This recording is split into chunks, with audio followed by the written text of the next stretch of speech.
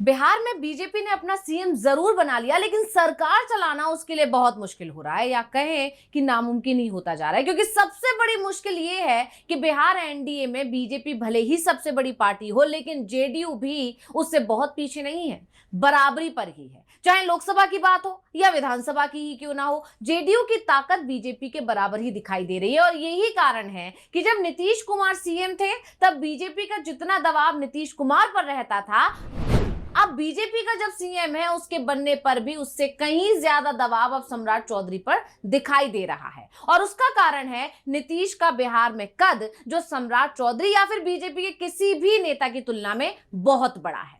सम्राट चौधरी के अंदर नीतीश की किसी भी बात को काटने की हिम्मत नहीं है। और इसकी एक बड़ी वजह यह भी है कि सम्राट चौधरी अगर सीएम बने हैं तो कहीं ना कहीं नीतीश कुमार की मेहरबानी पर ही बनेगी। क्योंकि बीजेपी आलाकमान बिल्कुल नहीं चाहता था कि सम्राट चौधरी को सीएम बनाया जाए, लेकिन नीतीश कुमार ने अपनी वीटो पावर का इस्तेमाल करके बीजेपी को मजबूर किया सम्राट चौधरी को सीएम बनाने के लिए। और यही कारण है कि सम्राट चौधरी सीएम जरूर बन गए, लेकिन 2 सप्ताह से ज्यादा का वक्त हो चुका है और वो अभी तक मंत्रिमंडल का विस्तार नहीं कर पाए हैं।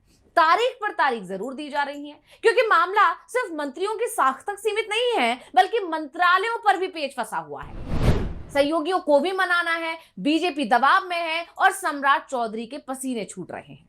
अब तक विधानसभा चुनाव का हवाला दिया जा रहा था कि चुनाव के बाद बीजेपी हाईकमान फ्री हो जाएंगे। जैसे कि आप जानते हैं कि विधानसभा चुनाव हुए, जिसके नतीजे अब 4 मई को आने वाले हैं और उसके बाद ही मंत्रिमंडल का विस्तार हो पाएगा, ऐसा कहा जा रहा था। अब चुनाव भी हो गए हैं, लेकिन बिहार एनडीए में मचा बवाल शांत होता दिखाई नहीं दे रहा है, जिसके चलते मंत्रिमंडल विस्तार लटका हुआ है। और इसी पर आज हम अपनी स्पेशल रिपोर्ट में करेंगे बात कि आखिर कैसे मंत्रिमंडल विस्तार ने सम्राट चौधरी की रातों की नींद उड़ा रखी है। नमस्कार, मैं हूं अंशिता।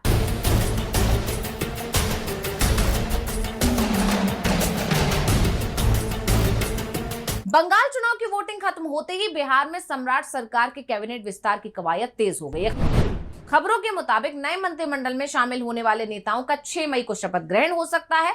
अब भले ही बिहार में मंत्रिमंडल विस्तार की तारीख सामने आ चुकी है, 4 मई को 5 राज्यों में हुए विधानसभा चुनाव के नतीजे आने के बाद मंत्रिमंडल विस्तार भी किया जाएगा, लेकिन कहा जा रहा है कि ये तारीख अभी आगे भी बढ़ सकती है। यानी ये तय नहीं है कि 6 मई को भी मंत्रिमंडल विस्तार हो जाएगा, क्योंकि नए नए मुख्यमंत्री बने सम्राट चौधरी के लिए मंत्रिमंडल विस्तार एक बड़ी चुनौती बनी हुई है। खबर चल रही है कि